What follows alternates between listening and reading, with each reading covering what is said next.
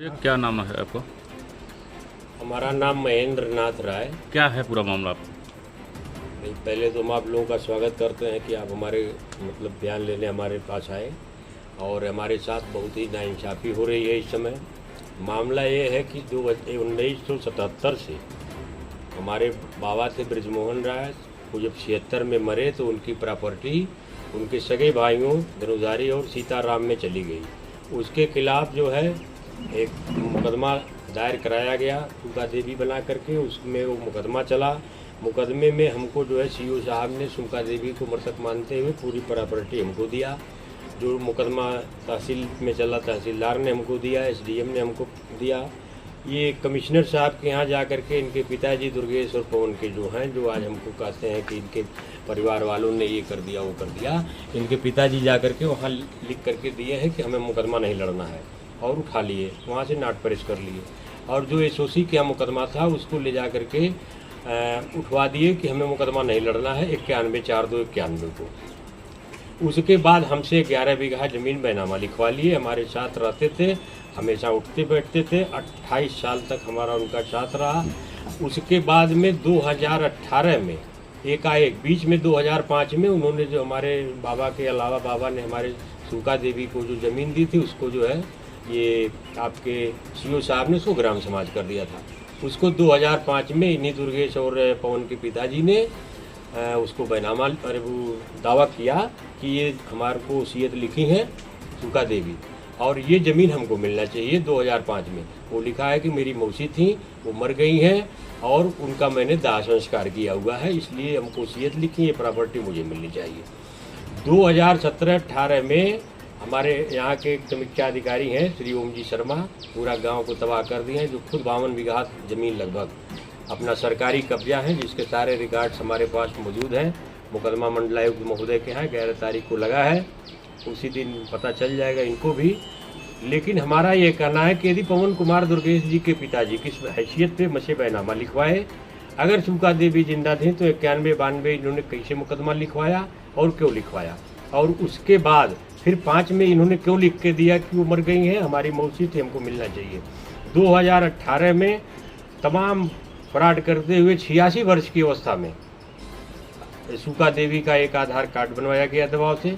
आप बताइए, आधार कार्ड 2005 से चला होगा, बनना चालू हुआ, क्या 2018 तक उनको आवश्यकता नहीं थी बनवाने की? खाता खुलवाने की आवश्यकता नहीं थी, वोटर आईडी बनवाने की आवश्यकता नहीं थी, पैन कार्ड बनवाने की आवश्यकता नहीं थी, वसीयत लिखने की आवश्यकता नहीं थी। नहीं, सब काम फ्रॉड करने के लिए एक ही वर्ष के 4-5 महीनों के अंतराल पे किया गया। हम लोगों के ऊपर 419, 420, 67, 68, 71, 506 का मुकदमा दायर किया गया। दरोगा जाके कभी भी उसकी विवेचना करके तुरंत उसमें एफआईआर लगाए, लेकिन शासन के दबाव में पुनः जो है विवेचना करके अधिकारियों को दबा के धमका करके लिख करके तमाम धारा 5 स्वीकार करवाया गया एसओसी से, डीडीसी ने निगरानी। लेकिन हमारा मुकदमा हमने हाई कोर्ट में न्याय मांगा, हमको हाई कोर्ट से न्याय मिला है। हाई कोर्ट ने साफ एसओसी सेटलमेंट अफसर को लिखा हुआ है कि बिना यहाँ से आप रिकॉर्ड पास, मैं यहाँ से जो भी होगा अब यहीं से फैसला जाएगा, तभी आप कोई फाइनल ऑर्डर पास कर सकते हैं। उसके बाद उसी दरमियान ये लोग ज़मीन को जोत लिए। जोतने के बाद हमेशा जो है हम सिविल जज के यहाँ गए, मेरे पास सारे पेपर्स हैं। सिविल जज ने हमको स्टे दिया हुआ कि इस पे पवन कुमार दुर्गेश उस ज़मीन पे नहीं जा सकते। 2024 में सरोज शर्मा मैडम थी, उन्होंने फसल को इन्हें नहीं काटने दिया, वो फसल जल गई, विवादित चल रही। अब की बार रात में फसल काट ले गए। हमको एसडीएम साहब ने लिख के दिया है एसओ को, एसएचओ को, कि जो है जिसका नाम खतौनी में दर्ज हो, माननीय सिविल न्यायालय के आदेश का पालन करते हुए इनको ज़मीन का कब्जा दिलवाया जाए। लेकिन दरोगा जी कहते हैं कि ये मामला हाई कोर्ट में, तो हाई कोर्ट ने सेटलमेंट अफसर को, एसओसी को दिया है आदेश कि कोई आर्डर पास नहीं करेंगे। तो ये बीच में हमारा जो इधर से आर्डर पास है ये कहाँ उसमें आड़े आ रहा है।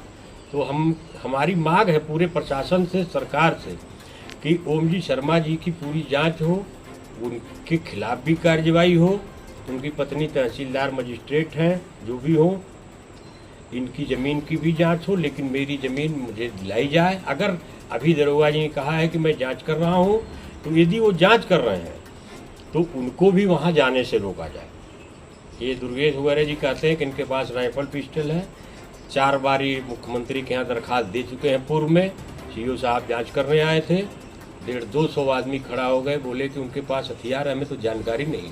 इतने सीधे साधे लोग हैं कि किसी को रे तक नहीं करते। आप लोग भी पत्रकार हैं, इधर उधर घूमते हैं, निकल जाइएगा। बेलर कलां, बेलर खुर्द नगर पंचायत होते, हमारे बारे में आप लोग बात कर लीजिएगा। मैं कैसा आदमी, मैं किसी को डांटने, मैं अपने बच्चों को भी रे नहीं किसी को पढ़ने देता हूँ। लेकिन अब जो है मैं बर्दाश्त नहीं करूँगा। यदि ये लोग उसके किनारे जाएंगे तो निश्चित तौर पे कुछ कानूनी प्रक्रिया के तहत जो भी होगा हमें उस पर एक्शन लेना पड़ेगा। इसलिए प्रशासन से हम मांग करते हैं कि खेत को इनको भी रोका जाए, उस पर एड़ मेड़ रात बिरात में मतमान है और हमारे हिसाब से न्याय हमको खेत हमारा मिले। उसके बाद इनका मुकदमा सुप्रीम कोर्ट हाई कोर्ट चलता रहे, इनका नाम हो जाएगा, इतना ले लेंगे। हम कहें उसमें करें, भाई हमारे नाम है तो हमारा नाम रहे, उसके बाद ये मुकदमा लड़ने से खाली हो जाएगा। मुकदमा लड़ने तो नाम चढ़ता नहीं, चढ़ने के बाद ही तो होगा इनका। ये हमारी मांग है।